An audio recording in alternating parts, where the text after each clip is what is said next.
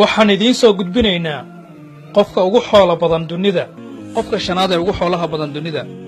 magaciisu waa Amancio Ortega, wuxuu ka soo jeedaa dalka Spain, wuxuuna haystaa 64.5 bilyan. qofka afraad ee ugu xoolaha badan dunida, magaciisu waa Warren Buffett, Mareykanka ayuu ka soo jeedaa, 72.7 bilyan ayuu haystaa. qofka saddexaad ee ugu xoolaha badan dunida, magaciisu waa Carlos Slim Hello, Mexico ayuu ka soo jeedaa, 77.1 bilyan ayuu haystaa. qofka labaad ee ugu xoolaha badan dunida, magaciisu waa Bill Gates, USA ama Mareykanka ayuu ka soo jeedaa, 79.2 bilyan ayuu haystaa. mataqaan qofka koowaad ee ugu xoolaha badan dunida?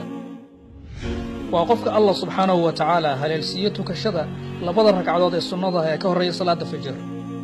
labada ragcadood ee sunnada ah ee ka horreeya salaada fajr baa ka khayr badan dunida iyo waxa dusheeda ah, sida uu yiri Nabi Muhammad sallallahu alayhi wasallam.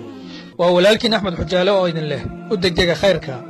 fadlan sii faafi fariintan oo gaarsii walaalahaaga. jasaakallahu khayra.